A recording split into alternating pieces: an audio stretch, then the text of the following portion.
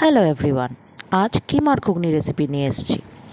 মটরটাকে সকাল থেকে ভিজিয়ে রেখেছিলাম, আর ঘরে কিছু চিকেন ছিল, সেটাকে একদম মিক্সিতে মিক্স করে নিয়েছি। সঙ্গে কিছু কুচি করা আলু, পেঁয়াজ, আদা, রসুন। পেঁয়াজ আদা রসুনটাকে মিক্সারে মিক্স করে নিয়েছি। এরপরে কড়াইতে তেল দিয়ে, সাদা জিরে ফোড়ন দিয়ে আর শুকনো লঙ্কা দিয়ে আমরা দিয়ে দেবো আলুটা দিয়ে একটু নেড়ে নিয়ে আমি দিয়ে দিয়েছি ওতে নুন আর পরিমাণ মতো হলুদ।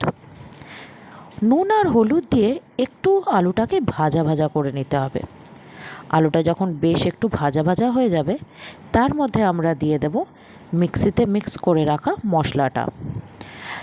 মিক্সিতে মিক্স করে রাখা মশলা দিয়ে তার মধ্যে দিয়ে দেব পরিমাণ মতো হলুদ, ধনে গুঁড়ো, নুন আর শুকনো লঙ্কা গুঁড়ো। এটা দিয়ে ভালো করে মিক্স করে নেব। ভালো করে মিক্স করে নিয়ে একটু কষবো, যাতে মশলা আর আলুটা বেশ ভালো মতন একটু কষা কষা হয়ে যায়।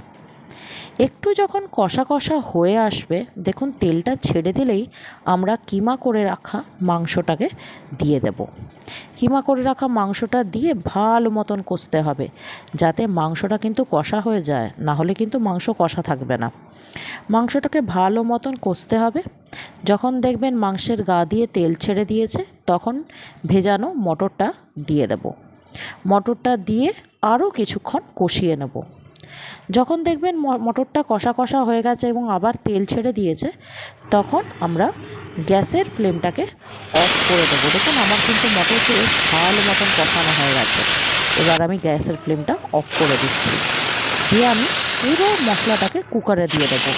মটর, কিমা পুরোটা, আর কড়াইতে যেটুকুনি লেগে আছে ওটা জল দিয়ে একটু গরম করে কুকারে দিয়ে দেবো। ঠান্ডা জল দিলে টেস্টটা একদম অন্যরকম আসে, তাই আমি একটু গরম জল অ্যাড করি। আর সাথে কিন্তু চিনি দিয়েছি অল্প পরিমাণের, শুধু টেস্টটাকে ব্যালেন্স করার জন্যে। তেজপাতা দিয়ে দিলাম দুটো, দিয়ে প্রেসারে আমি 6খানা সিটি দেবো।